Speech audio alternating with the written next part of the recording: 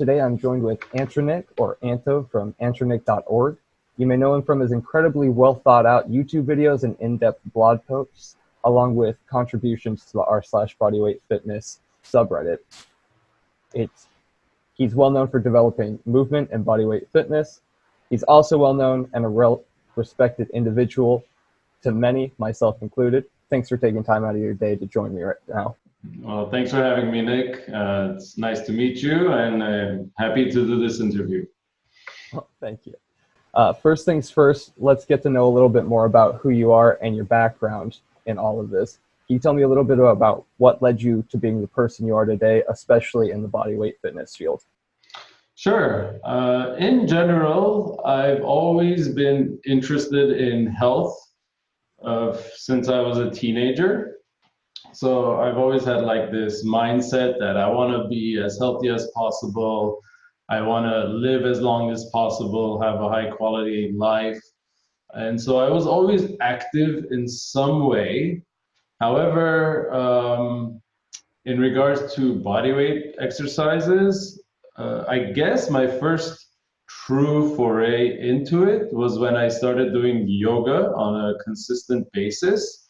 And at the time, I was bicycling like a madman. And then I found that yoga complemented my bicycling really well in terms of balancing out, stretching my legs after a bike ride, or using the bike ride to the yoga studio as the bike ride was the warm up, and then the yoga class like opened me up tremendously after that. So like I consider yoga as like a very pure bodyweight type of training, because it really, you don't even need a mat. Like you don't need anything, right?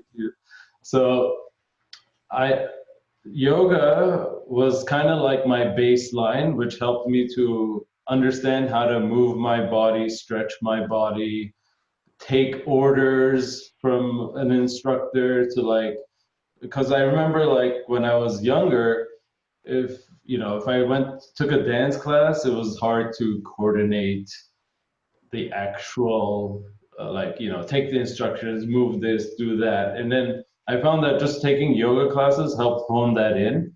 And then what happened right afterwards was that I discovered the original Muscle Beach in Santa Monica, California, where basically it's an adult playground, which is very unique.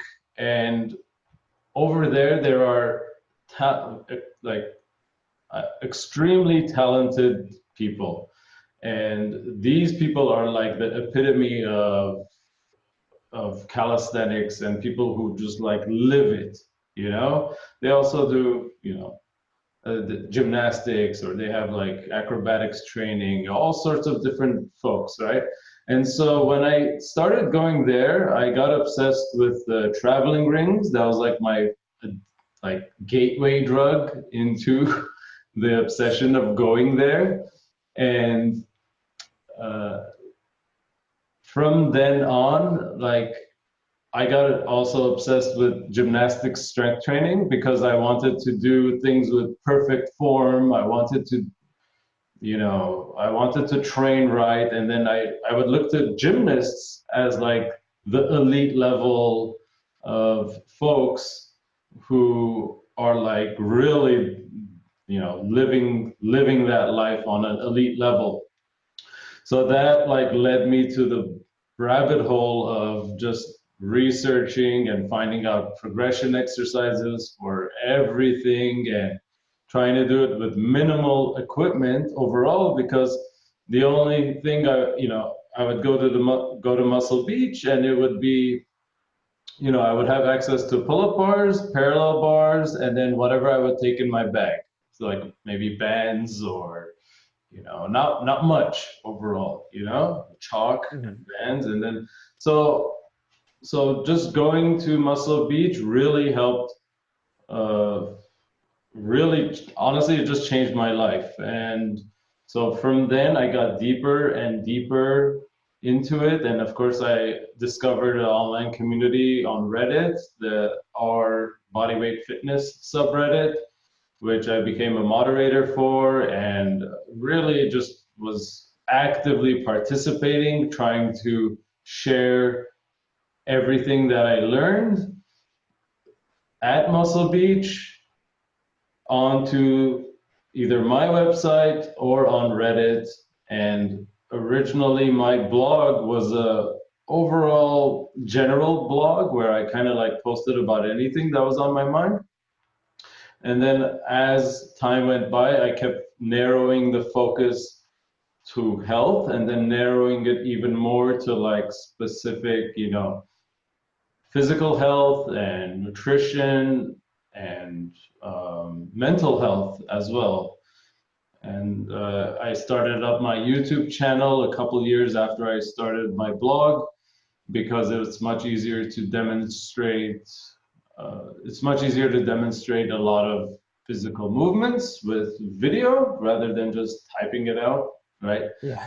So that's how I got into all of this, So yeah.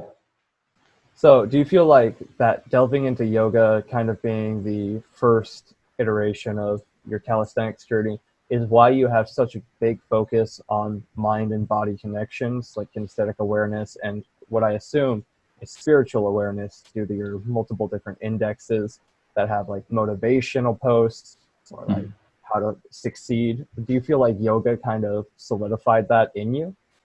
Yeah, probably. Because there was always like that quote unquote spiritual aspect of yoga. I'm lucky in the sense that the yoga studios in Southern California, specifically in Santa Monica that I was going to, are like very high level in terms of quality. And in LA, in Los Angeles, there's like an oversaturation of yoga studios in general, and there are bad teachers, of course. But in LA, there are like supremely good teachers that I discovered. And the way the best teachers I found worked was like they would focus on the physical aspect. Let's say a class was an hour and a half long. They would focus on the physical aspect for an hour, and like uh, they wouldn't really get too heady or spiritual about it until like the last half hour when you are like really opened up physically, and then they would throw morsels in there about uh, applying ways like basically to live a better life in general, or to live a balanced life, or when things get stressful, how to get through it, and I think those things really helped over the years, just consciously and subconsciously, to help me live a even more balanced life. So yeah. Well, that was perfect. It sounds like it really did have that aspect. And it seems like it was good that they weren't, just tossing out these like spiritual pieces during the main physical portion of it. So you have to be like, oh no, I have to focus on my balance and these existential ideas. Right, exactly. I know some people like some yoga teachers just talk too much. Like they just talk too much, and it's too much bullshit. It's like, dude, just focus on the physical, open the students up, so they gain your trust through the physical practice. Then you can kind of get into their mind and make a little shift. Yeah. Yeah. It sounds like a wise way of doing it. Uh, the second question that I have, actually, after knowing a little bit more about your backstory, is: are you a personal trainer or a specialist in a specific field at all? Oh yeah. I take on clients. I don't advertise my personal training services actively through on my blog because I get enough people contacting me for it through email, and just they contact me and they want to, they want my help. And so whether that is online or in person, I make that work, but I don't actively push for that because it takes up a lot of time in general, whenever I take on a client, I end up pouring so many hours of, focus on them, where I really want to find out who they are, what are their goals, and keep up with them, on a daily or weekly basis. So I try to focus on quality, just in general, and that's what's been my practice with in regards to training others whenever if they want like a personal training session. Okay. It sounds like a good way of going about it, going for the quality over quantity approach that a lot of like gyms especially go for. Yeah. Uh, Next up, what led you to making Antranik.org? Was there a specific moment in your life, or was it just your involvement in fitness or the r/bodyweight fitness? I know that you touched on it a little bit, but what was like that defining moment that you were like, I need to make a blog? It was back in 2011, so I've always had an interest in writing and sharing my thoughts. And back then, it's like people were doing that, let's say, all the time through Facebook or something, you know? And I realized, like, well, why am I sharing all this content to Facebook? Why don't I just, this is my content. I could make it more professional. I could make it customized the way I want it. So I just started writing and focusing on my blog, and it was a great outlet for, and it still is a great outlet for creativity, which was missing in my life. And everyone should have some way to express themselves, whether it's physically, whether it's through your writing, whether it's through some form of art, or or you could be very technical and you're an engineer and you create pieces or whatever it is, So that was my way of, that was my outlet for creativity, that it just fulfilled that role. And in the beginning, it was very casual, I guess, and easygoing, and I would just post anything and everything. But over time, it got refined to understanding what my audience actually is liking, what they're engaging with, and all that. And it turns out, a lot of people are interested in health and fitness. So why not, what better thing than to focus on that? Because my main drive really with the blog, there was always this undercurrent, this theme of like, this blog post is potentially going to help people, So the main drive is like to help people.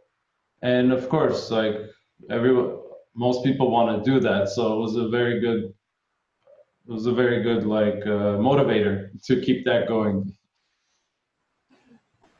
Definitely. I know too many people that just kind of get into it because they're like, oh, I can make some money off of this, or like, I'm just gonna kind of throw some things around. And it's actually kind of surprising because I feel like a lot of people really do miss that important point about I'm doing this to help people. Like that's the goal of everything that you should do. It's just like, how can this benefit somebody?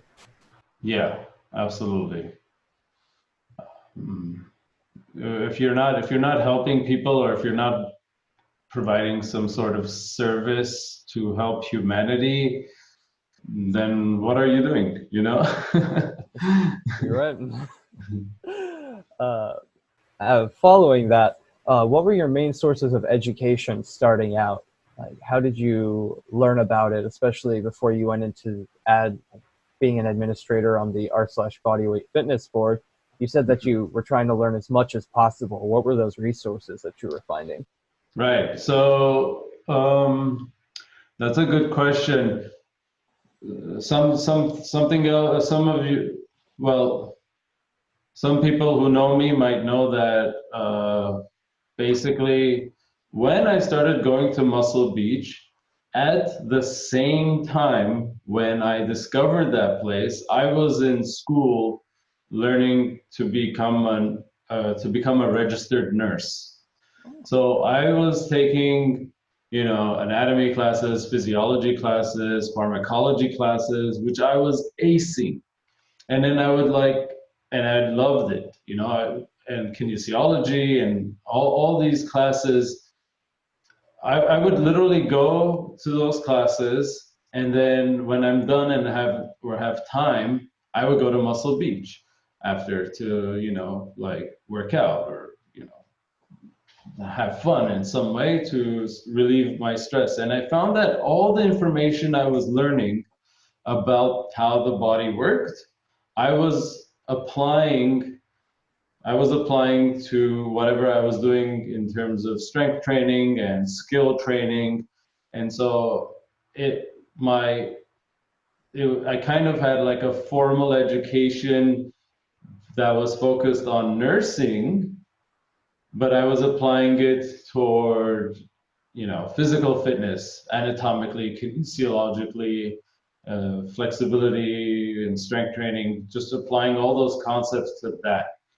And so that was really what helped me to understand the body in maybe ways that some people or some trainers don't aren't able to, or I don't know, but like that was like a unique thing, part of my life that I'm actually very grateful that it turned out that way, because I had no idea it was going to be like I was going to take that route.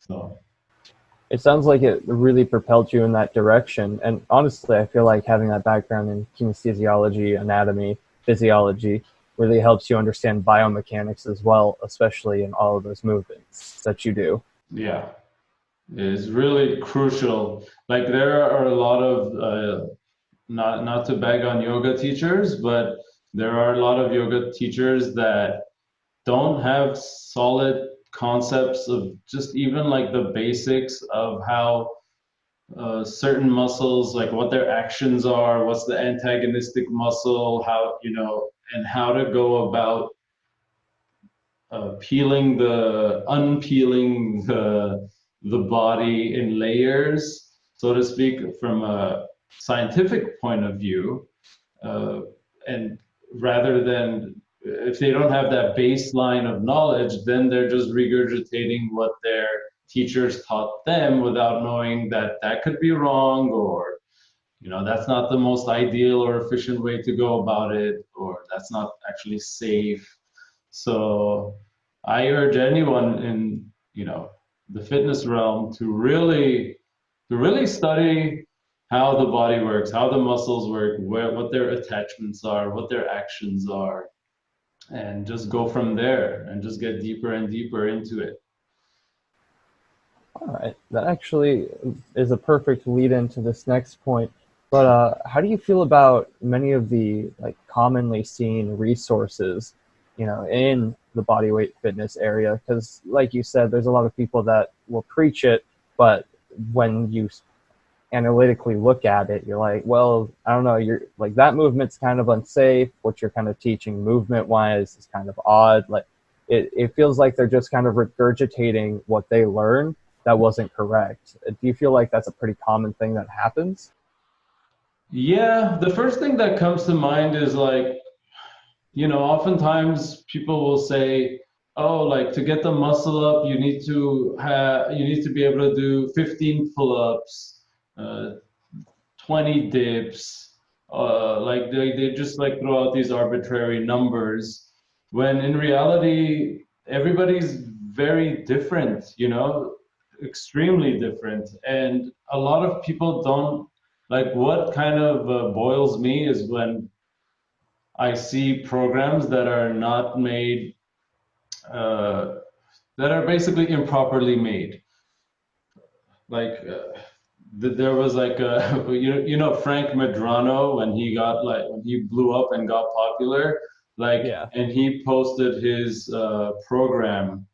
He was selling this program for like $20, and like I looked at it, it was like, oh, day one, 100 pull-ups, 100 dips, 100 muscle ups. It's like, dude, and then day two is like another hundreds of like different. It's like what is this? and with like no progressions, no like proper programming of any sort. It's like, oh yeah, just do like hundreds of these reps. Okay, what if I can't do a pull-up? Like, you know what I mean? It was like, and I feel like that is really weird. First of all, it's like it's not really doing a service to people. You know, if I can do 100 muscle ups, am I really gonna be buying your program? Like, there are just a lot of weird things like that where I feel people really should watch out for. If they see a program that doesn't have like progressions in mind to lead you to a certain direction or guide you how to get there, it's really not that useful, right? Yeah. So, I mean, I think that's like a pervasive issue where I see that all the time. People will make like Instagram posts or, you know, different posts about this is like, try this workout. And it's like either too easy or too hard, and it doesn't explain why these rep numbers matter, or, you know, so it needs to be scaled in a way that is useful. Otherwise it's like only gonna be useful for like a specific person who where it's just hard enough, but not too easy, and it's like that's going to be a very small section of people where it's going to be useful. So I think you know what I mean, right? So Yeah, the ones that get me are it's always on Instagram. They're like butt workouts, and right, then you have like push-up workouts. Those two kill me every single time because I'm like, why? Like for the yeah, person that is struggling doing their set of like 8 knee push-ups, like they don't need to be doing these explosive wide to narrow push-ups. Like right, it's not like that. And like you said, usually it's with an arbitrary number of reps. So especially when it comes to plyometric training, they'll be hmm, like, oh, do like 25 clap push-ups. And you're like, oh, you're kind of neglecting the entire point of like trying to work with that muscle fiber type, just like maximal contraction as quickly as possible with lower fatigue. And it's like people just completely ignore that. They're like, no, it's a hit workout. Like anyone can do this. right. Like, yeah, do 20 regular push-ups, do 20 diamond push-ups, then do 20 wide push-ups. It's like there's a lot of redundancy. You know, you don't need to do all of those variations. Like, what are your goals? Like, your goals are just to do a bunch of random push-ups. And then the other thing that reminds me of is like burpees, for example. That was Super, going to be the other one.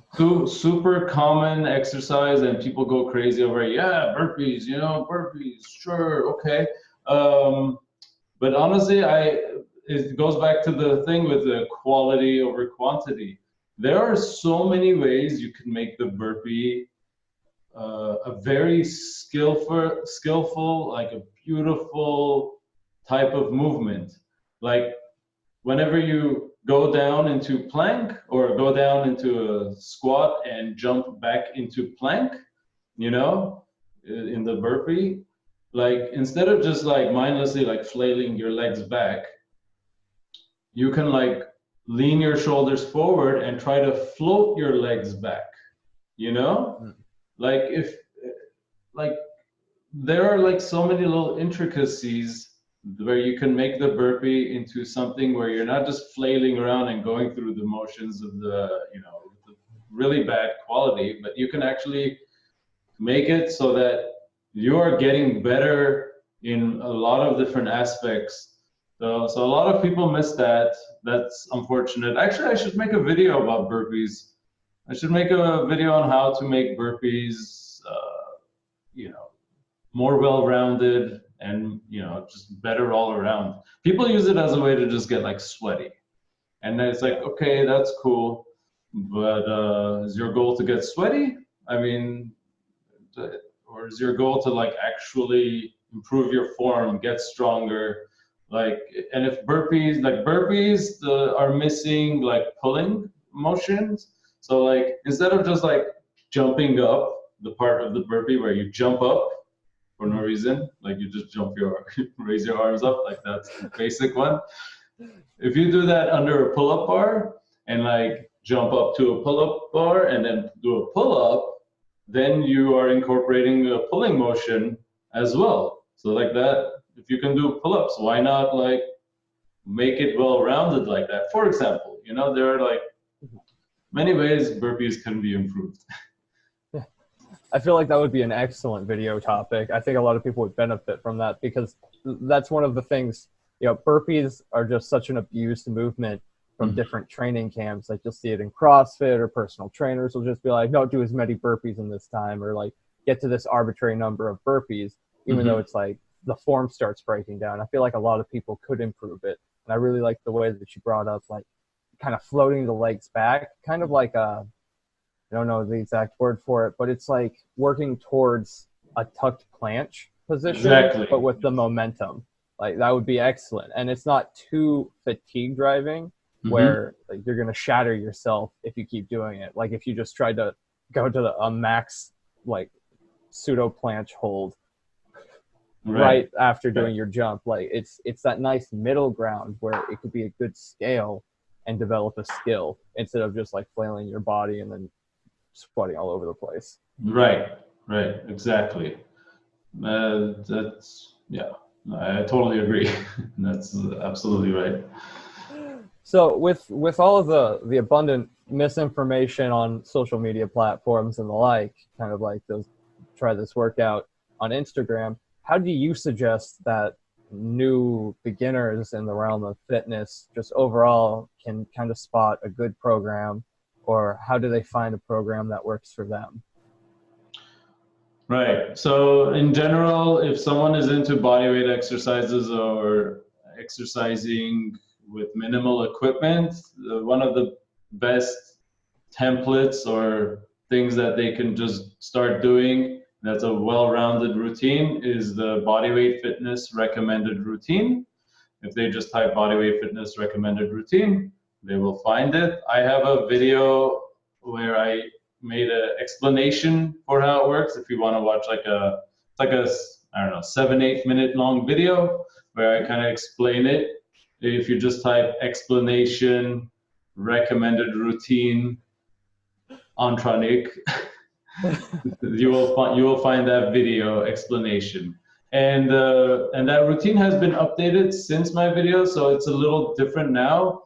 But that template, that structure is still very useful and will always be useful. So and you asked like what makes a good routine.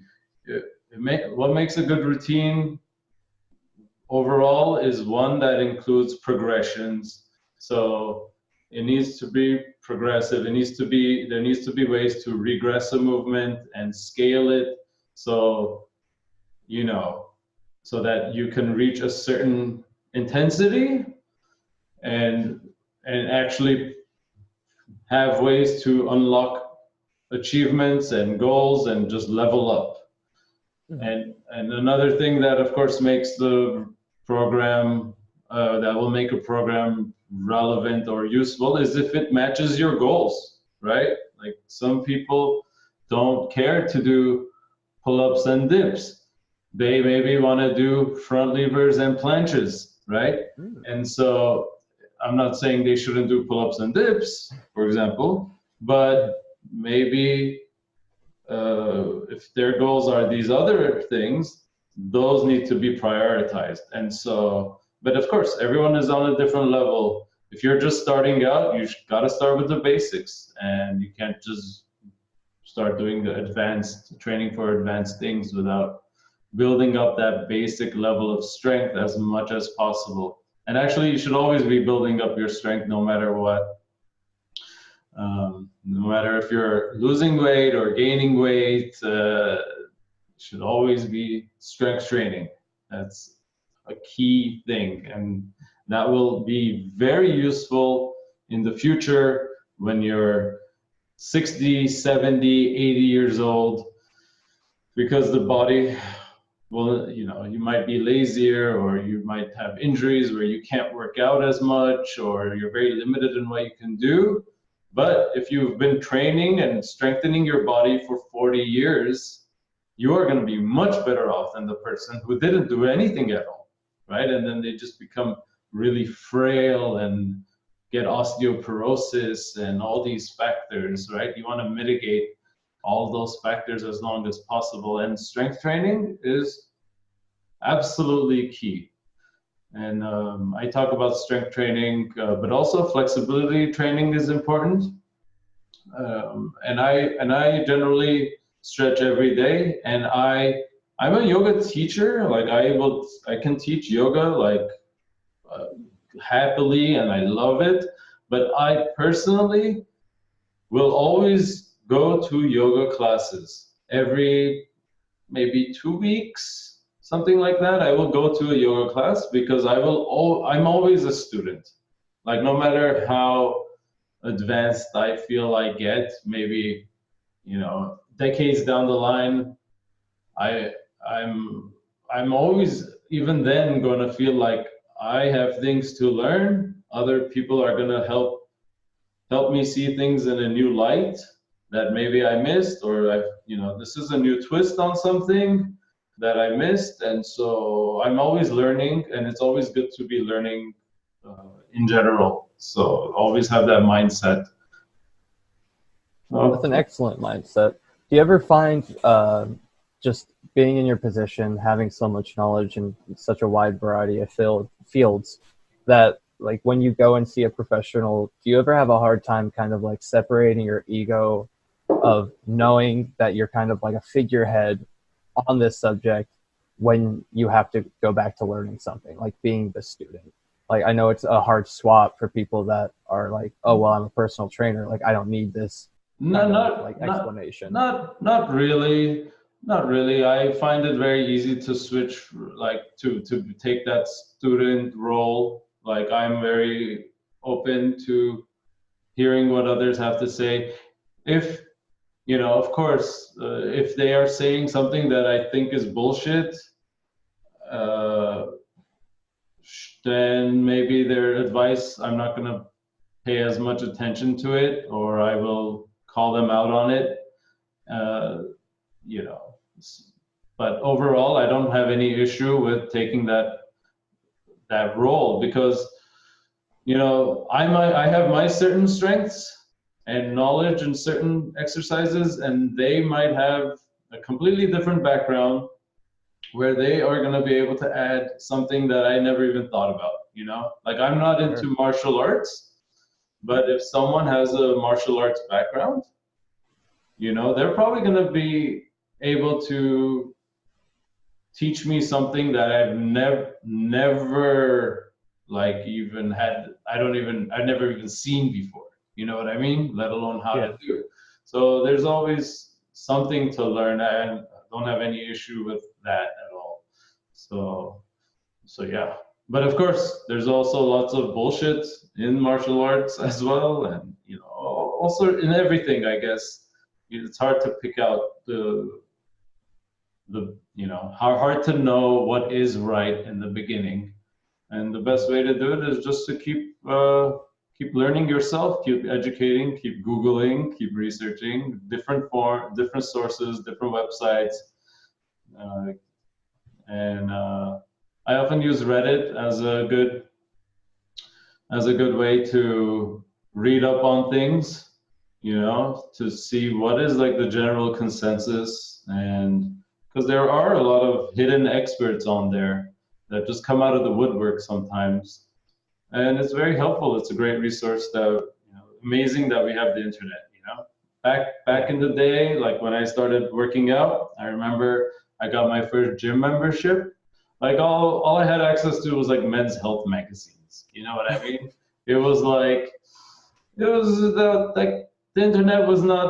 I mean, the internet was around, but it was not what it is now. We didn't even have Google.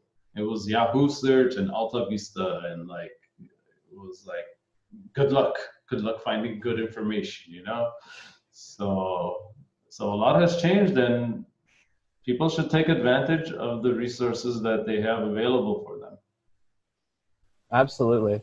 I think it's kind of a double-edged sword, though, because with the fact that it is so easily accessible, it means that high-quality information is as easily accessible as low-quality information. And I think that's Yes, where we loop back to kind of like the issue with a lot of those like social media-based workouts. It's just correct. so easy to put it out there. And so that's why I have such a cynical view on like making sure people know what is good to look for and what is kind of like, okay, you should be wary of things kind of like this. And I like you said, I don't think that people can really develop that until they've gone through just the motions of like becoming a beginner, trying out a couple of the things so they can form their own opinions on it. Yeah, it's tough. You're right. It's very hard to discern. It's very hard to discern what's good quality information and what's going to mislead you. So it's in general, it's in those, if you're just starting out and you really need some guidance, it helps to probably hire a coach or a trainer who you think could be helpful. And even no matter how advanced you get, it's always good to have somebody more advanced than you that you can ask for help. So Mm-hmm. that's one of those things. That's one of the reasons why I love going to Muscle Beach even now all the time, because there are such highly talented people there that I'll see them doing something and you could tell the quality of their movement is next level, and I can go and talk to them and just get information from them, like, hey, can you give me a little idea of how you got there or something like that. And Mm-hmm. that those connections are so valuable. So Wow, that's incredibly insightful, and I'm really glad that you had access to developing those connections and learning from such great, I want to say athletes. I don't know if someone would debate that, but athletes sure, overall. sure, yeah, athletic people, let's put it that way. Athletic, you know the friendly term. Yeah, because they're not necessarily in a sport. I mean, I always associate athletes with sports, like team sports. Mm-hmm. But yeah, athletic people have a very strong mind-body connection and proprioception, just understanding how their body works. And a lot of these people are extremely mindful. They they have like this keen connection with their body that a lot of people don't have nowadays. A lot of people are on their phones and computers and very analytical, or not physical. Mm-hmm. They don't work out their body enough or at all. And that's missing. That's like something humans have always, throughout all of history, have always had to do physical work to survive. Mm-hmm. Even if you're a farmer and you're not like out hunting for a boar, you are still putting in a lot of work as a farmer. and and but yeah, my point is we should always be exercising. I think it's very crucial for for mental health. And also in regards to asking people, like a lot of people have social anxiety, it seems. And I want to tell people, if you have social anxiety, I mean, do everything in your power to get over that as fast as you can. Go see a therapist, talk to friends who don't and see how they can help, or talk to friends who do and see what works for them. Like, I think that hurdle of, if someone is socially awkward or something, that fear, like, you have to get over that, because human connection is so important. If you're like negating that, or you're not cultivating that, and you're just being isolated, and I think that is like a huge detriment to your quality of life. Mhm. I don't know why that came up, but I had to throw that in there. I honestly think it's a very fair point because from what I've gotten from reading a lot of your posts, your articles, and just overall about yourself, it's a very holistic approach to life in general. Like you're not just like I need to get muscle ups and get as like huge as possible. You just believe in kind of integrating movement that you truly enjoy into your routine, making sure that you're physically active, making sure that you're taking care of like your mental and emotional health, getting over those anxiety hurdles and really Hmm. getting to enjoy life by interacting with people and making sure that you eat good food so you can nourish your body, recover from your workouts, and feel the best that you physically can because you think all of those portions go into leading or creating a healthy, wholesome person. Yeah, yeah, that's very true. And in regards to therapists, I think everyone should see therapists. Uh, like I saw a therapist for like a year, and like my life was all right, but I wasn't sure where I was going with it. And that therapist helped me, to understand that, hey, that was that point where I was like, you know what? I always wanted to be a doctor when I was a teenager, but you know what? I think nursing is the way to go. And like helped me on that pathway to get that formal education. And I wouldn't have figured that out without going to a therapist. And I didn't have like a mental problem that was like hardcore in my head. I just went to this guy, and you know what? From the first session, it was very helpful. And so I went every once in a while, like every month or two or something, like you don't have to go like every day. If you don't have much money, they can work on a sliding scale. First session is usually free because they want you to know, like, you have to know if you like this person and you're gonna like divulge all this information out to them. And then if you go to the university or college, they usually have free therapists. They might not be the best, but they're still better than nothing. So, yeah. I think the thing that kind of stops people are a lot of the people that require the help are actually kind of scared or embarrassed to get that help. So I'm really glad that you're kind of standing there and being that motivator, saying like, Mm, hey, like it's good to do this. Like it will help you. Like, more yeah. people need to hear that, especially by people that they probably regard as idols of theirs, people that they Mm, respect. You know. cool. Yeah. So, segueing a little bit away from this more serious topic, I actually had a side question before my next point. So, when Sure. it comes to stretching every single day, do you tend to do a warm up before you're stretching? Yeah. I don't always do it. So it depends if I'm stretching. Like I categorize, or the way I see stretching is like two ways. Am I just limbering up, meaning like I woke up in the morning and you know I just want to like reset my body's range of motion. Do I, so I could feel a little looser in my body for the day, like just limbering up.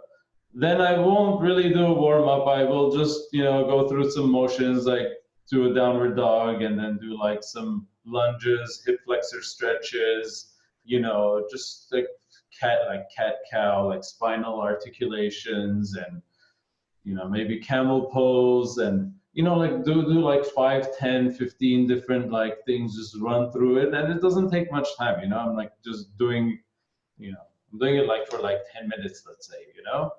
And so that is one form of stretching that I will do every day.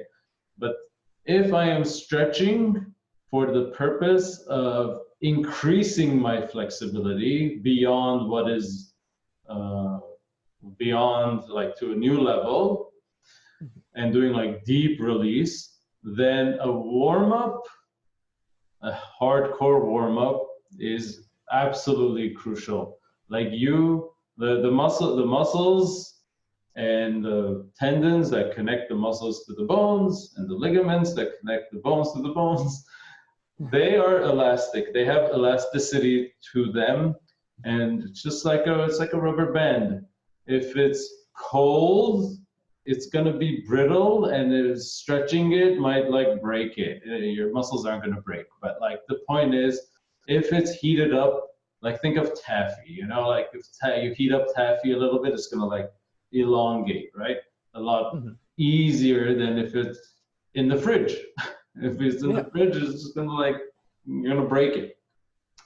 And so I feel like the more intense, the more warm you are, the like straight up hot. Like if you're hot, your body is like on the verge of sweating or you are sweating, and then you do your stretching for the purpose of increasing your flexibility on a more permanent basis to make progress, like a few millimeters every day, then a warm up is absolutely necessary. And that's why hot yoga classes are so effective.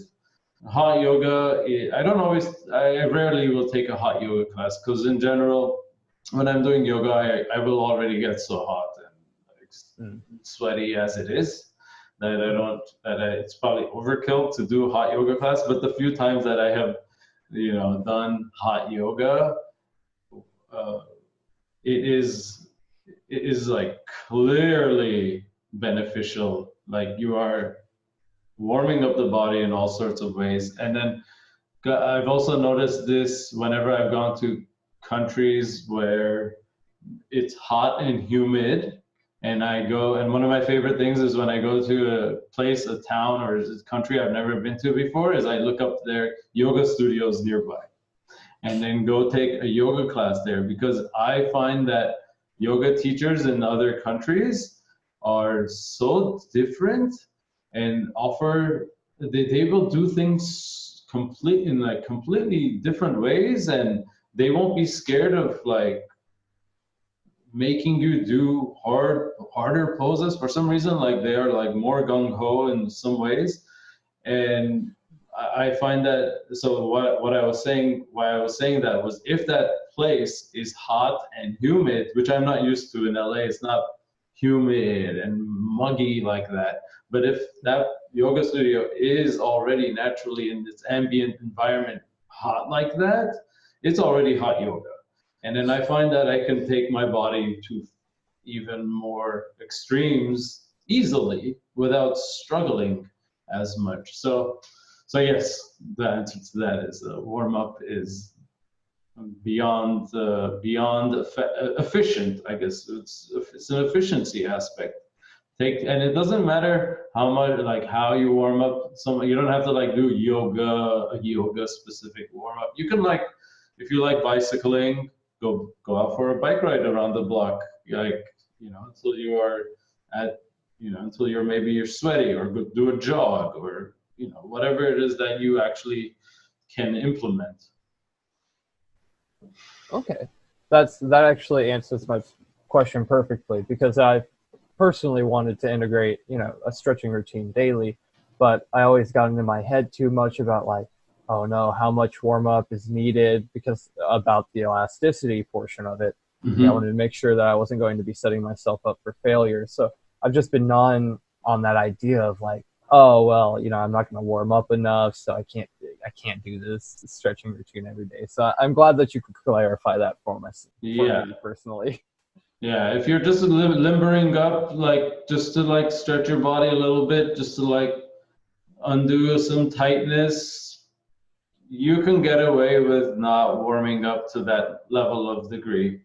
But if it's like you have like a serious goal in mind, you want to touch your toes, or you want to put the hands flat on the floor with your legs straight, and then yeah, like if you're working toward that goal, for example, like you should build up to that. All right. Just like everything else, progressions and regressions, Yeah. or doing a warm up before your routine. Yeah. Like segueing away a little bit, like, what was the moment or the process of forming your first program? Like, how did that come to be? So you started your website. and you were involved with the r/bodyweight fitness community. But what was you pulling the trigger on?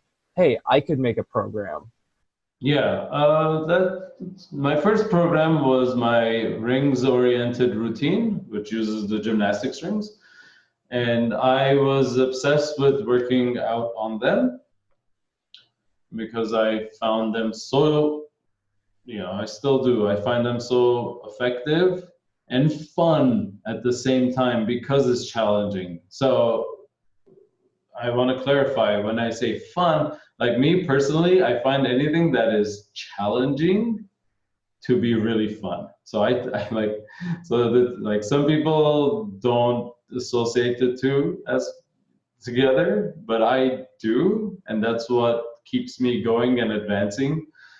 So to answer your question, I was working out on those rings all the time and then understanding the progression, the proper like way to prepare your shoulders and elbows for straight arm exercises like front levers, planches, and so forth. And I realized like, hey, there's like like I can totally make a program that's specifically for helping someone who likes training on the rings to prepare themselves for, throughout that process. And because rings are not just strength training, like there's also fun skills and combination type movements that you can do. Once you learn this thing, you could combine it with this, and then like, you know what I mean? Like you do a muscle up, and then you could do an L sit, and then transition to a shoulder stand. Like, and then if you work on each of those individually, you can piece them together, and that aspect is really fun. And so yeah, I just like basically started piecing together everything that I thought was useful and beneficial and just made my program. And I didn't have any program on my website for the first several years, for like 4 or 5 years. And the rings routine was the first one. And it was it was an experiment to see if it would even sell. But people liked it. It got sales initially and then dropped off. And then, just like anything else, it grew over time. And I realized this is a good way to supplement my income and make it so that this blog is sustainable at this level of quality. So that's why I continue to put out a new program around like once a year, maybe max twice a year. I put out a program that people can buy that to support me, because I don't want them to just donate for no reason. I want to give, they give, I give back like information. So yeah. High quality information at that. Thank you. Did you so when you originally released your rings program, did you have to adjust it due to feedback from the community, like, oh, Anto, I was doing your rings program, like an email saying this, and I felt like this was a little bit too difficult for the prerequisites or something like that? Did you have to change it over time and do a couple of revisions and edits for it? There's always like a change log on my programs in general, where you could see things I've updated, things I've removed, things I've changed. So before I release a program, I spend like months beta testing it, having others test it, and really try to make that version 1.0 as legit as possible. So there doesn't have to be any wide sweeping changes. So in general, by the time it's ready for the public, it's generally pretty solid. And then if I keep getting, if I get feedback where there's like this isn't working or something, I make those changes. It's very fluid, but overall, I try to make it so that it's like good from the get-go, because first impressions are everything. They are so important, you know, in everything in life. Like you have, especially on the internet, you have like people's attention span for such a short amount of time. If you don't get their attention and capture it and retain it, they're not going to come back to you. Like it's like they're going to get a notification on their phone and there's like, oh, like what's this, and go to something else. that's that's our life nowadays. Yeah. Oh, by the way, on that note, if you have any notification, like if you get a lot of notifications on your phone, turn those things off. Like I used to get notifications for so many random things. I just straight up deleted the app or just turned off the notification because I realized this is just a distraction. Like just turn those things off. You want like only the things that matter to you to get your attention, because your attention is so important. Like everything's vying for your attention anyway. So you need to value that, put value in that, and so that you can focus better, because we all have focusing issues. We all grew up on TV and people were like, oh, TV's bad, your attention span is going to be bad. Oh, okay. Little did they know that smartphones were going to make TVs look like child's play, you know, like in terms of degrading attention spans. So really, you guys got to do that upkeep. Don't let the phone take over. And yeah, that's all on that note. It's an important note. Like you said, our attention spans are so small, but the other aspect of it is we just have so little attention to actually give to something. So it not only does it retain it for less time, and you have to grab someone's attention for them to put more time into it, but they just don't have much in the way of attention at all to give to things. So you could grab someone's attention and then lose it the next second. It's just like such an like second to second basis when it comes to attention spans. Yeah, So. and it's not just inefficient to switch tasks, or it's also stressful on the brain over time. Like you might not think it's stressful, but like if you're doing something and then like you go to a different website completely unrelated and then switch back to it and then go back to something else and different, like go to Facebook, go to back to your homework assignment, or you know, whatever. That's very stressful on the brain. Like you're using like a lot of mental resources every time you switch. Just that switch alone is energy intensive. And so, you know, you can really, I have like a blog post on like you can only do one thing at a time in actuality, right? Like we think we're so productive, like I could juggle all these tasks, like, oh, I'm so efficient, like I'm typing this, I'm on my phone doing that, you know, but like in reality, you're still only just doing one thing at a time. You're not actually doing like, if you're doing a bunch of things at once, switching back and forth, you're not doing them with quality, right? And it's going to be actually slower than if you're just focused on that one thing and really did that until you reached a certain level of completion, and then you can switch gears, right? Yeah. Yeah. No, I completely agree on those points. Like it's an epidemic at a certain point. Yeah, an epidemic is right. I agree.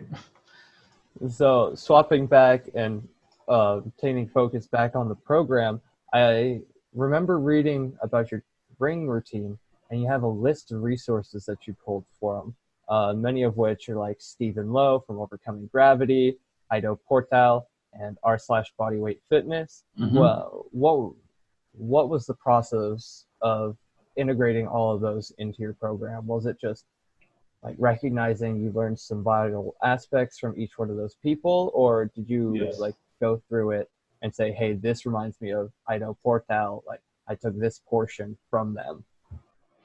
Yeah, I have like this obsession with like gathering information and then organizing like large amounts of information and then making them into, easy to understand blog posts or something like that. So I naturally found that, hey, this guy's good at this guy, like Ido Portal has like good demonstrations of certain things. Stephen Lowe, which I have his book right here actually. Stephen Lowe, Nice. Overcoming Gravity. This is a great book. This is the second edition. Look how many pages it is. I know, it's basically the textbook on body weight training. Yeah, all things it's like body weight training. It's like the Bible. It's like one of the only books that I actually would recommend if you want like the book on body weight training. So anyway, like Stephen Lowe had like good information on programming, how to like create a program, and like different people had different strengths, and then I just like instead of that, instead of them just being scattered, I just like put them all together into like a program to take all their strengths. So yeah, so that's pretty much how it happened. And because I'm not like the master of everything or of anything, I don't consider myself a master. Some people will say that I am. Maybe I am. My knowledge is very good for this realm, but you got to stay humble.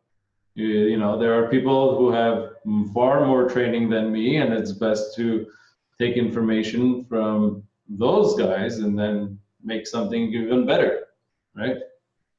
Absolutely. That goes back to the being able to be a student and learn, and exactly like you said, stay humble, which a lot of people, I feel like, I know that I personally have an issue with that. I'm like, I want to get into my head and be like, you know what, I have to validate myself, what I know, but everyone's got to come back and be like, hey, there's always the potential to learn. I need to be open to it.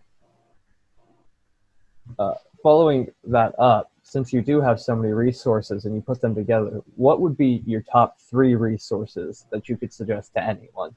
Like of all time, out of everything that you've worked with, the 3 biggest influences on you, how you train, and how you work.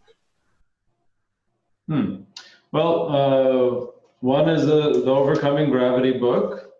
The one, this would be up there in the list because this is like a reference manual, and I don't reference it often anymore, but there are times when I will look back at it just to make sure I didn't miss something, or if I'm working on something, like what does the book have to say, right? And then other than that, searching on our bodyweight fitness is a very good way to see different viewpoints and understand, what are like some ways to go about certain things. And because in general, my training is bodyweight training and training with minimal equipment, and that is like the place to go for information online. And my website is pretty good as a reference as well sometimes, but I don't reference my own website usually. But yeah, those are the ones that come to mind. And I'm probably missing something else. Honestly, other than that, it's just like people at Muscle Beach who I respect and know that they know something like that they can help me with to progress, I will contact them, or I will go there and we'll meet up there and we'll do, I'll pick their brains, so that would definitely be the 3rd resource, which unfortunately not everyone has access to, but that's one of the things that I do, so I take advantage of it. Yeah, and I think it's more so about just knowing that aspect of like, have your resources, take advantage of them. So there's 2 resources like you listed above that anyone can access. And that 3rd one is kind of actually accessible to a lot of people, not necessarily Muscle Beach, but fitness professionals ask questions, someone that you know that's into fitness, like that networking part, that overcoming your anxiety to be able to speak and interact with people, Right. and learn from them. Segueing into Yeah. my next point, for your own programming, we focused a lot on programs that you sell, but how would your day-to-day current programming compare to that? Like, what's it look like in a day of your training? That's a good question. So I've switched gears a lot. Like I used to live close to the beach and used to be able to go to Muscle Beach frequently. Mm-hmm. And in the past year that it's been like 14 months since I moved further away from the beach. I live more inland. And so I'm not able to go to the beach as often. And so my training changed a lot because I want to keep training and getting stronger and reaching certain goals. And so instead of going out in the sun and working out there, I'm working out from home. And actually, it's been a blessing because what I end up doing is I've been doing a very minimalistic type of workout where I have like right now, this past few months, my goal has been focusing on front levers. Okay.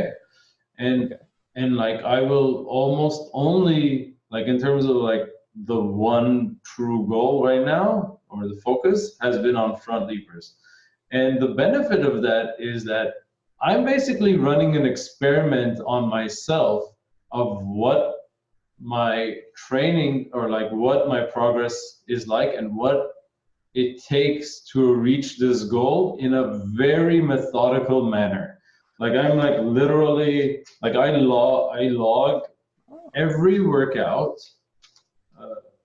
the number of sets, the number of reps and the sets and the rate of perceived effort, the RPE as they shorten it, which is like a scale of like 1 to 10, 10 being like how hard it felt, like the hardest it felt, and 1 being like it was nothing, you know. So I've been basically training in a minimal fashion where I focus on 1 or 2 exercises and then just keep building that up, and then it's very easy to see progress because there's not too much other things interfering with the recovery of that. Like because when and it's because I'm at home and I have like literally my my notepad and paper right there, it's very easy to log it.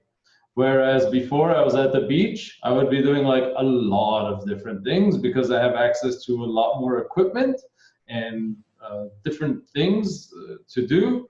Like I would want to do a lot more things, so I would progress, but it would not be in such a clear-cut or robotic fashion. Right now, it's very robotic.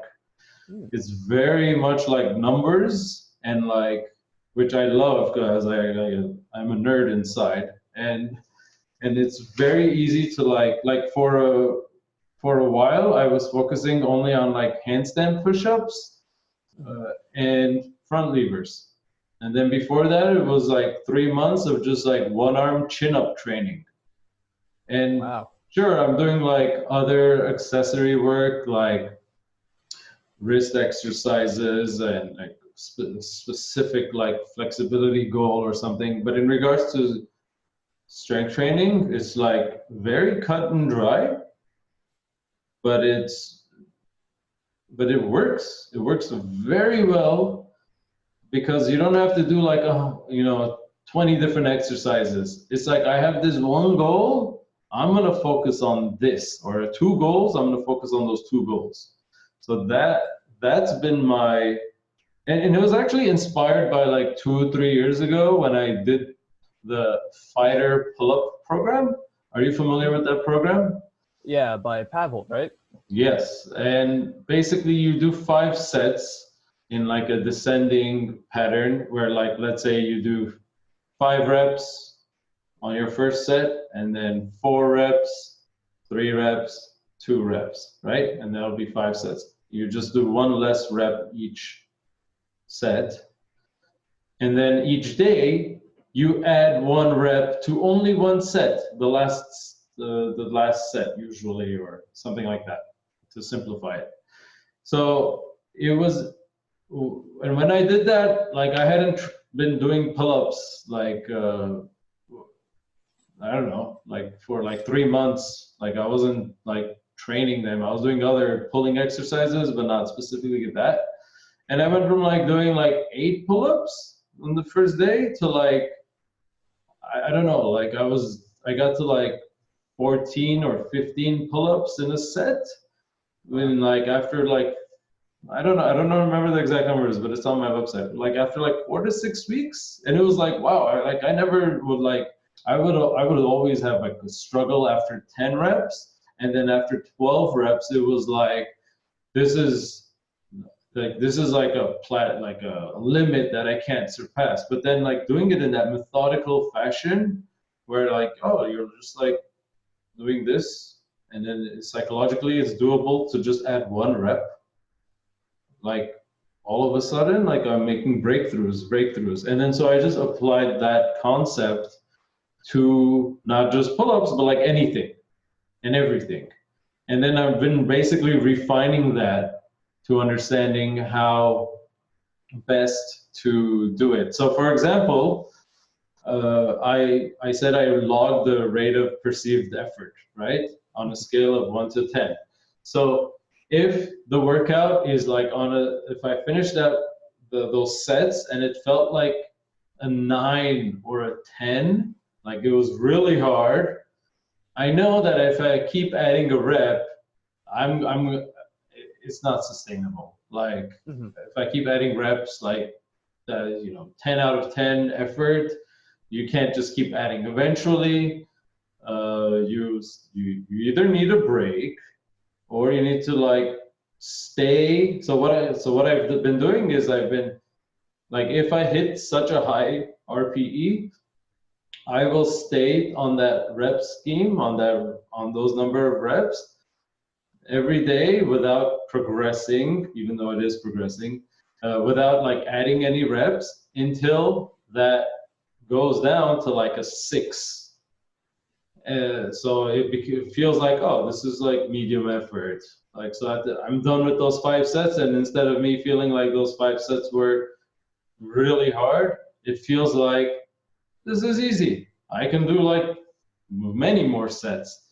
So I purposely will do that, and then when I reach that level, I will start adding the reps. So it's kind of like a accumulation phase, and then an intensification phase. And I just keep like going from one to the other. And so far that's been working very well. And progress is progress, it's like, if it works, it works. Like there are so many ways to go about training, which is the beauty of it. Like there are so many valid ways to do it. And this way is working for me. So that is like, and I love that there's progress. When there's progress, it's extremely motivating, right? And especially if it's an exercise that is like a personal goal, and I know I'm getting closer to it, nothing feels better than that. So yeah, I hope that answers a bit. But yeah, it does. One question that I did have, though, for the fighter pull-up program, does that follow a similar structure as greasing the groove? Is that kind of the technique that it's trying to use there, or does it use a slightly modified version for that? Greasing the groove is a lot more flexible. It's like do a few pull-ups every hour or something. Like do a few. It's not as methodical where you are, doing a certain number of reps. So I would say fighter pull-up program is somewhat like greasing the groove, but it's not the same thing. It's kind of like it's similar, but it's not the same thing. So yeah. I personally never did greasing the groove because I prefer hard numbers. Like you could do hard numbers with greasing the groove, but I personally like to be more methodical and like strict with everything, you know? Yeah, understandably so. Yeah. Hopping to a different training aspect that I actually came across, and I'd love your explanation on it. And I'm probably going to mispronounce it, but daily un- undulating periodization. How do you pronounce that? Yeah, I think you said it right. Daily Uh, undulating periodization. Yeah, DUP, DUP, DUP, DUPy. I like dup better than actually having to pronounce it. But can you Right. explain what it is and why it might be beneficial to integrate it into someone's workout? Sure. It's an advanced form of so it's an advanced form of programming. It's not too complex. It could sound intimidating, but it's basically what we normally do is we do linear programming, right? Where Hmm. we are first building up the volume, meaning like building up the number of reps we can do of an exercise. And then when we reach a certain level, we increase the intensity or the load. If you are using weights, you're going to go to a higher weight, right? Like let's say you could do 3 sets of 12 bicep curls at a certain weight.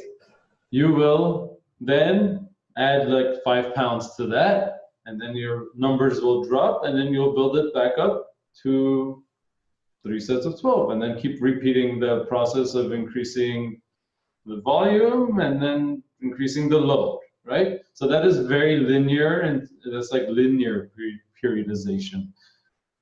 But undulating periodization is kind of like it's basically like where you are changing the intensity every workout. So every day, so like let's say you work out 3 times a week, instead of you choosing the load where your goal is to hit 3 sets of 10, let's say, every day. Instead, you are doing one day where you're choosing a heavy load where you can only do 3 sets of 5, let's say. Okay. And then the second, so it's like high intensity, low volume. And then the second day, you're going to do something where you can do like 3 sets of 10. And so it's kind of like, let's call that medium intensity.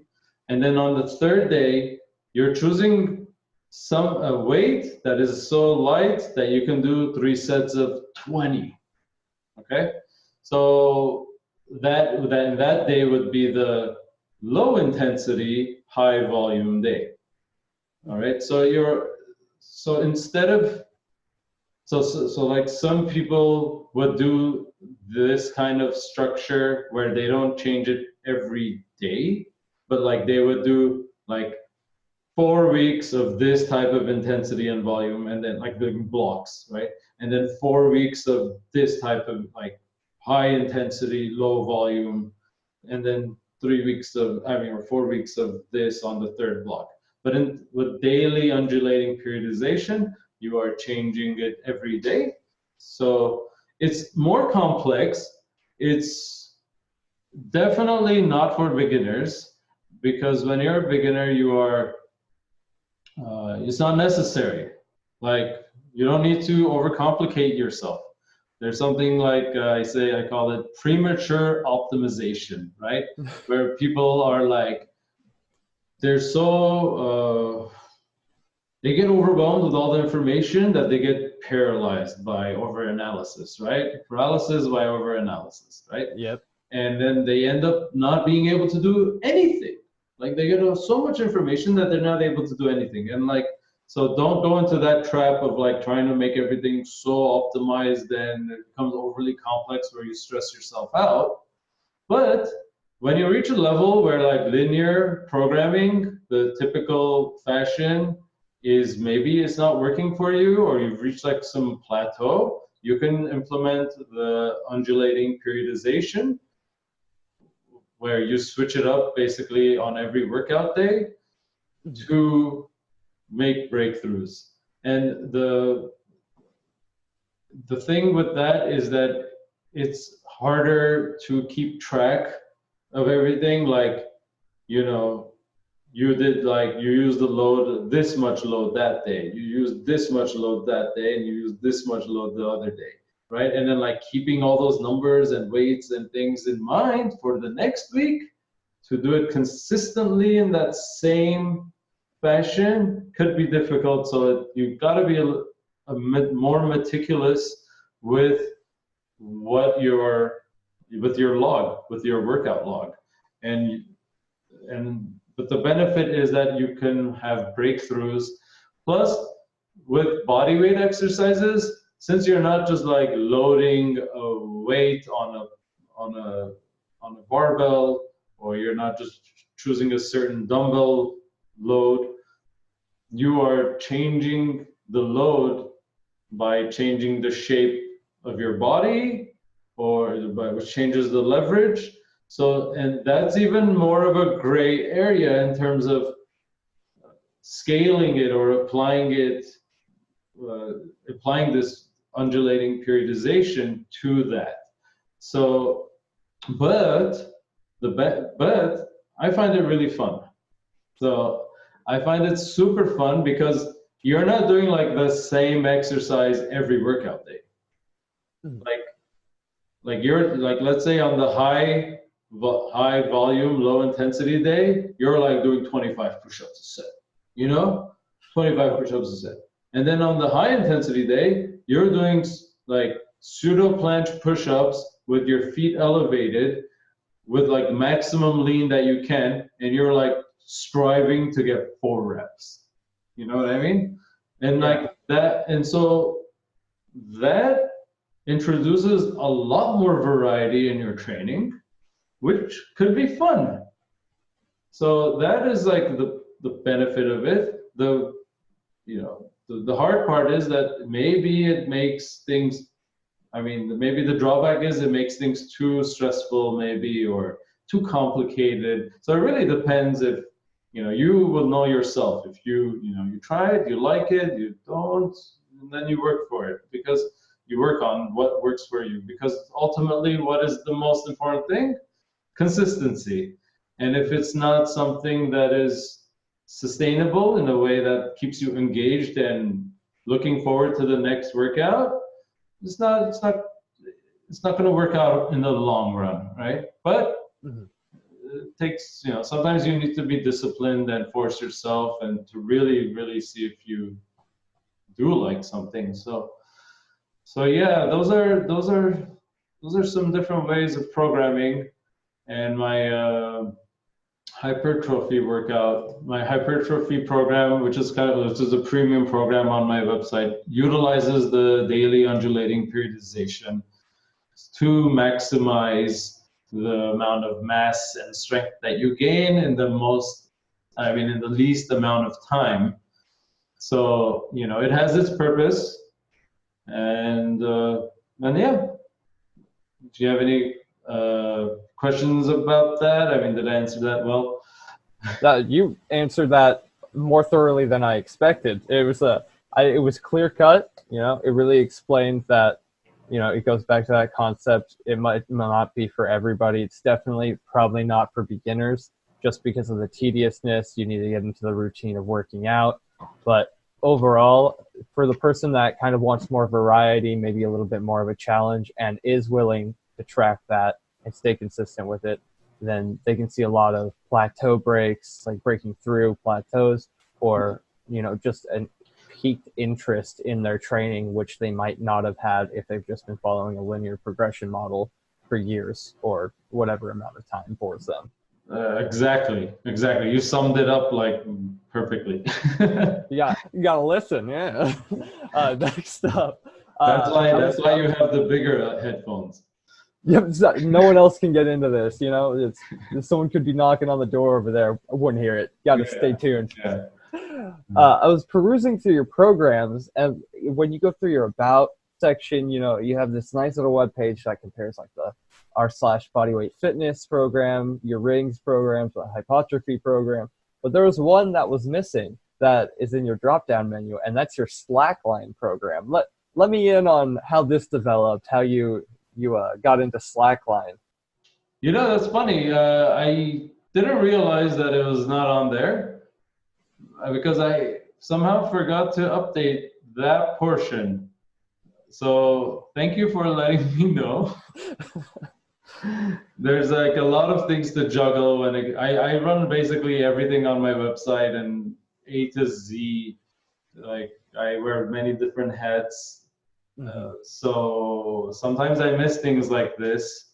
But in regards to how I got into slacklining, like at Muscle Beach, there would be slackliners that would come and they would set up their slacklines between like the pull-up bars and the rings rig, and then they would slackline.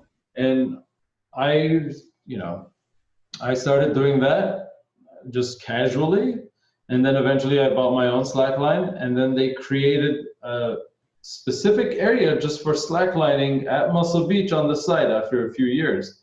Wow. So I got really deep into that, and actually for like a year and a half or maybe 2 years, I focused heavily on slacklining. I was still doing my training, I was still doing my strength training in general, but it was kind of like just maintenance, just maintaining my upper body strength, and slacklining was the main focus. And there's so much variety involved with it and so many different styles. There's like what you could just walk on the line, you can bounce the line, you can do trick lining, you can do different ways of sit starts where you start in a seated position and you stand up on it or you go back down. And I found that really, really fun overall. And it basically built my mind-body connection, not just the connection, but coordination and proprioception of understanding my body in space and how my body needs to react to maintain balance in a way that no other apparatus had done. So I found that really captivating. And then eventually, like the pinnacle of that was trying a high line where my friend set up a line between like basically two mountains, right? And then you strap in like a climbing harness and you're leashed in. So if you fall, you don't die, but your mind still thinks you're going to die. So like overcoming that fear of trying to stand on that line in the middle of the air like that, where it was like a 80-foot drop, was like the ultimate in pushing my limits in ways that I didn't even think I had a fear of heights, which I don't generally do, but like that made me realize that this is something I can improve on. So it was really fun, super fun. It sounds like a blast. Yeah, it's actually addicting. Whenever you start walking or you see someone walking, it's addicting. Like it's very difficult. It takes like so long just to start taking a step.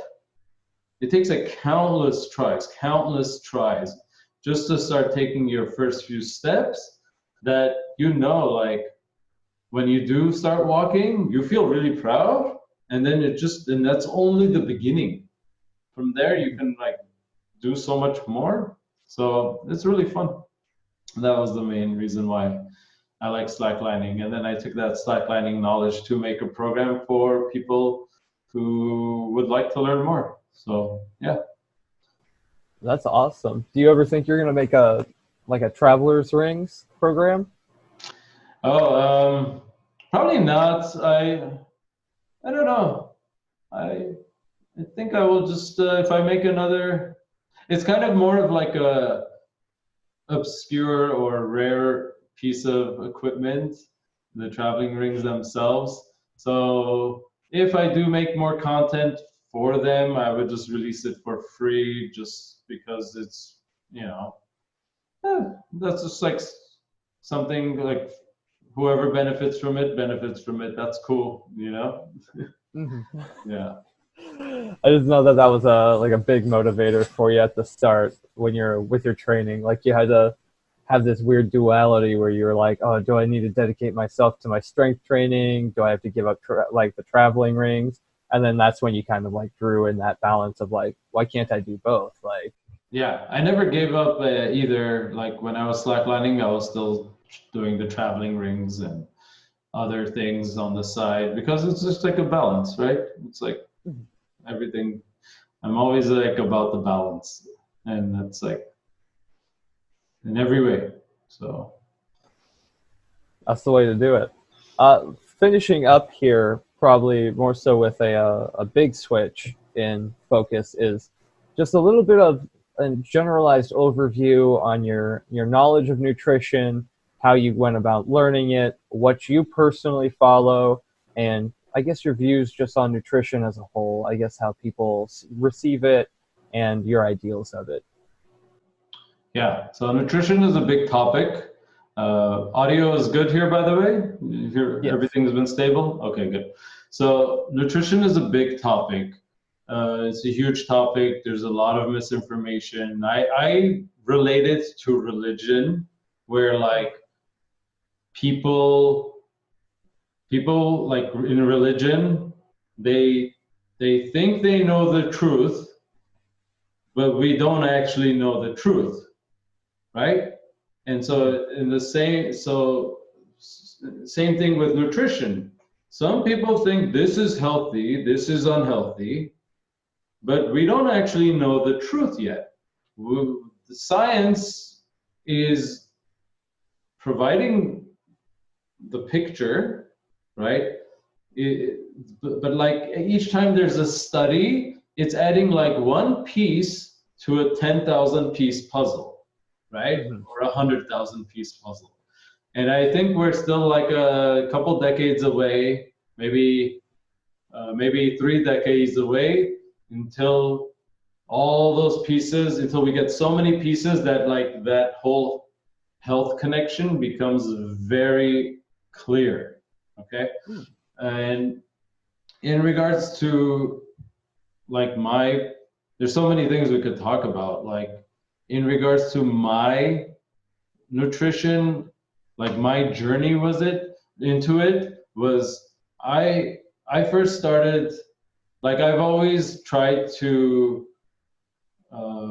how do I say this? There's so many things to talk about. When I first started to lose weight, like I wanted to lose fat, I started counting my calories. That was like the ultimate in like guaranteeing that I was gonna either lose weight, or if I'm bulking, I'm gonna count to make sure I'm eating enough, right? Mm-hmm.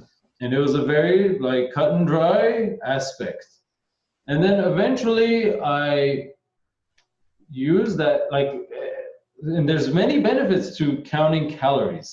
Like it makes you super conscious of what you're eating, when you're eating it, how much you're eating it, and then that information is staying with you forever. Like if I don't have any food around me, but like like I know that if I eat a fig, that's 44 calories. Okay, Mm-hmm. like that. Like I know that because I counted calories for years, right?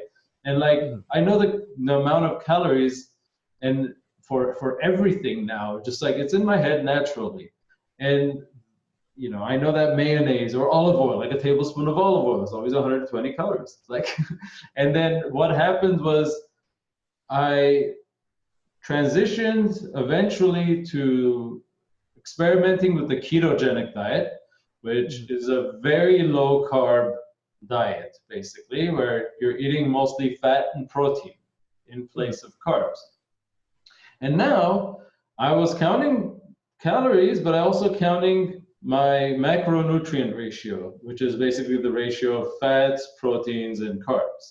So now, after like doing a year of that at that time, I not only know the number of calories in something, I know now that whether it's mostly fat or protein or sugar, or like what I know exactly like what the ratio is. And so there was like a huge benefit to doing those two things, because it made me, it taught me lessons that are basically going to stay with me forever. And now, you know, the ketogenic diet is an extreme diet, in my opinion. And it's not, and not to say don't do it, but I had to go to that extreme to know what that extreme is like, to understand what the balance is in the center. So I still do personally, I choose lower carb foods overall, not to an extreme. I won't avoid, like I'll avoid like breads, rice, and pasta, for example. In place of those, I will pick more highly nutritious or nutrient dense foods, such as like basically green, non-starchy vegetables like Brussels sprouts, asparagus, broccoli, cauliflower, you know, these kind of foods. And I treat fruits as candy, and I also treat candy as candy. But so like, you know, because a lot of people say like fruits are healthy. Well, fruits are actually pure sugar, all right, and it has a high glycemic load. So like in terms of fruits, I eat berries. My favorite are blueberries and strawberries, you know, and I used to think they're too expensive for me to get them, but actually when they're on sale, they're not. And so like, why not? Like I choose fruits low in sugar, and then I eat other kinds of fruits sparingly. And in general, nowadays, there's always like an emphasis on getting enough protein. So I will generally eat some animal product almost daily. And if I don't get enough protein by the end of the day through those means, then I will have like a protein bar usually. Okay, so that's like the easiest way to get protein, is like a protein bar, right? So usually I try to focus on like eating fish or turkey. I feel like turkey is very underrated. Like, you know, chicken's great, you know, but man, replace a lot of if something calls for like ground beef, use ground turkey, and it's so bomb, like it's amazing. And that's another thing. Pretty well. It works very well. It's delicious. I find this delicious. And then anytime I like cook for others and like they're shocked that it's turkey, they're like, "Oh, this is so good. What is this?" It's like, it's turkey. Like so, that's another thing, is like I realize like I love cooking, so it is super beneficial to make your own meals.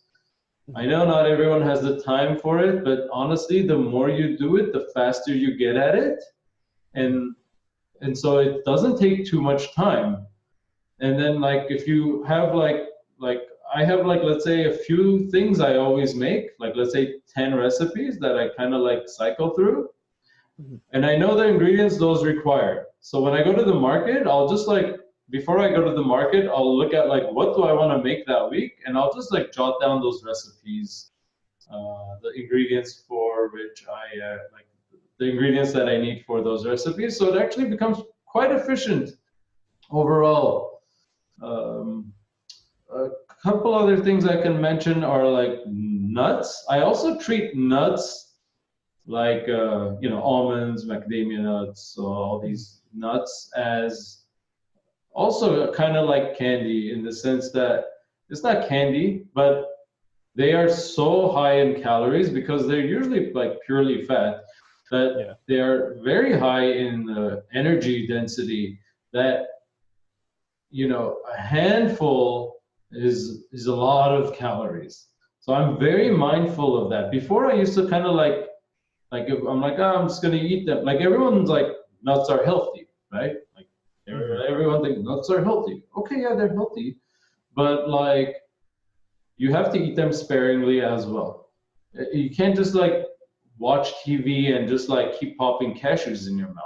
Like you're gonna eat like 500 or 1,000 calories by the time like 10 minutes is done, let alone the show, you know? Yeah. It is so easy to overeat certain foods like nuts, right? And like instead of like, and then I just like do different things, like instead of eating like salsa with like tortilla chips, I will just use like celery or carrots as like the thing to dip with. You know what I mean? Like I just make like certain choices like that.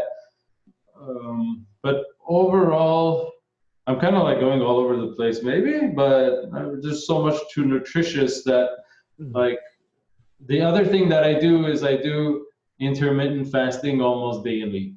So, and that is basically I don't eat breakfast, and I have like a couple of articles on my website. If you just search intermittent fasting, that talk about the benefits. Basically, I don't eat breakfast, and I will eat my first meal when I'm actually hungry. So instead of like just eating breakfast because it's breakfast time, like I will actually eat sometime around midday, maybe around noon. Like I haven't ate anything yet. It's noon. And I probably will after this, and it'll be something light, you know? And then dinner will be something heavier. And I find that that's like eating 2 meals a day is way more balanced and actually efficient because eating and preparing for food is very time consuming. Your whole day could revolve around food if you want it to, right? And like I will gain weight easily if I just eat. Like I don't have like the metabolism of a 15-year-old, you know? Like I have to be very, even though I'm active, like it's not easy to stay at a certain weight.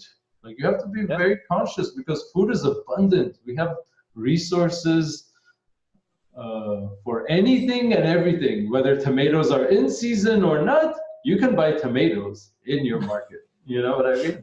Like we didn't have those options like 50 years ago, right? It was just like, or in third world countries, that's still the case. Like you can't just buy things year round.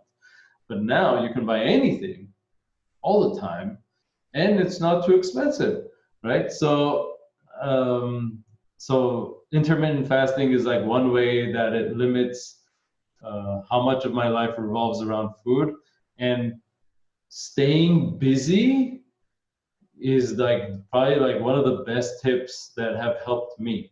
Like sometimes I will go in the kitchen for no reason, you know, like I'll just go and open the fridge, and it's all because I'm like I want to take a break from my work or something, you know, but I'm not actually hungry, you know, and I realized like, you know, when that's happening, to catch myself and say no, like just go stay busy, go do your work, like I tell myself, like, and then the other thing is like that's helped me a lot is not to think of diet as like not to think of not to think of the things I eat or like my overall lifestyle diet as like a deprivation diet, because like if you look at like because I know people who are like ripped year round, you know, like some people, like a lot of my friends who frequent the beach, they look ripped year round. These people are not dieting. Their lifestyle, they're making choices that are the proper choices almost all the time, and it's just like a lifestyle. Their diet is like is optimal, and that they've made that their lifestyle. So it's not just like they're gonna eat clean or be vegetarians for 6 weeks, you know, or they're gonna do the low carb diet for like 2 months or something. Like they're just making the right choices that works for them, like consistently, and that's helped. That mindset has helped me as well. Sure, it's necessary to deprive yourself sometimes and to be in a caloric deficit at some to lose weight, to ensure you're losing weight. But understand that that's not going to last forever, and eventually you're going to go from that extreme and try to find the balance. So oh, and another thing is, like, if you are going out to eat with someone and you guys are like gonna have something fried, like French fries, right? Yeah. See if you can, if you're with your friend, say, hey, I wanna eat fries, but I don't want to eat like the whole order of fries. You wanna split it? You usually, like, people will say yes. All right, like, because then they get more variety in their meal as well, and you're both not overeating in general, unless you guys are ordering a lot of things, right? But like, that's another thing, is to sharing food, especially if it's heavy food. That helps a lot when you're eating out, because it's so easy to overeat when you're eating out. So, man, I talked about a lot of things in regards to nutrition. Yeah, it was a very vague question that I asked you, so I appreciate that you kind of narrowed it down for me. Yeah, I did. And I actually have a lot of these things on my mind, because I'm in the process right now of creating a whole series on nutrition, a video series on nutrition, as like one of the next projects. I've been wanting to do that for a while, and I kept putting it on the back burner. But like, I finally feel like really ready to just like do like a bunch of videos that just talk about little aspects of nutrition. And so I think it will benefit a lot of people, because everyone's got to eat. Everyone eats every day, and yeah, that's important. Yeah, I think it's going to be well received, and I'm glad that you're finally starting to pull it off the back burner and go towards it, because it feels like you've become more confident in the fact that you have everything lined up in order. I know that you from the interview you said that you're pretty methodical and like robotic in the way that you approach things. So I don't feel personally, from what I've gotten from you, that you would start something without knowing that you have a firm grasp on it. So I think it's going to be beneficial if you're finally feeling like it's ready to pull the trigger. Cool. Thank you. Yeah, it's I'm glad I'm doing it. Yeah, hopefully it doesn't take 2 years, but yeah. Even if it does, it's the quality over the quantity. Of time. Absolutely. Speaking of which, are there any other projects or things or places that people can find you? Well, I'm going to start wrapping this up since we're hitting about the 2-hour mark, and I didn't want to take up too much of your day. Yeah, sure. Well, my website, antranik.org, is usually like the place to go if you want to see like the latest blog posts or latest YouTube videos that I have. I try to like make that like the hub. But of course, from there, you can go to my YouTube channel and like subscribe to my YouTube channel and click the little bell so that you get a little notification.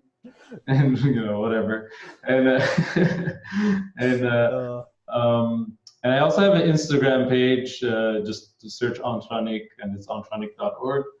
So those are a couple of things. I recently released a core program, like for training specifically your abs and glutes and lower back.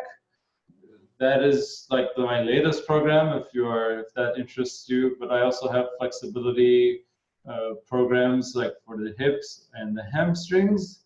Those are generally very popular, and those are a lot of thought was put into trying to like make them efficient and effective at the same time. And I think in a few months, I'm going to be releasing probably something related to the shoulders and upper body flexibility. Because there's nothing, I haven't made something that complements the lower body flexibility programs. There's like so many fun ways to stretch the shoulders in general, and it's very important for postural reasons and all that. So those are some things I have in mind, and as I said already, nutrition series will be coming up, and yeah, I think those are some avenues people can look forward to. I think people are going to be Ecstatic for those programs. And if you send me the links after the show, it'll be perfect. I'll add them up to any of the videos, any of the posts, so people can get to it. It's been a great interview. This is actually perfect timing because my camera that I was using to record my video just died on me, so I'm frozen. Oh, that's why you're frozen. Yeah, you just froze. Yep. Your frame looks good. You look very serious. You look focused. This is good. This is not a bad ending. It could have been catching me like in the middle of like a laugh, you know. Yeah, it could have been like really ugly freeze frame, but this is not bad. Not bad. Good job, man. Luck at its finest. Well, nonetheless, thank you, Anto, for all of the knowledge. Thank you for, setting this up with me, doing the email chain, and getting back to me in such a quick fashion. This was a lovely interview. Yeah, I really enjoyed talking with you as well, and I thank you for hosting this interview. It's very cool that we can get information like this in a conversational type of format. I enjoy it very much, and I look forward to any in the future. If you have any in mind, let me know. And yeah, man, I will see you when I see you. Yeah, I'll keep in contact. You have a great rest of your day. All right, man. Thanks. I'll see you. Bye.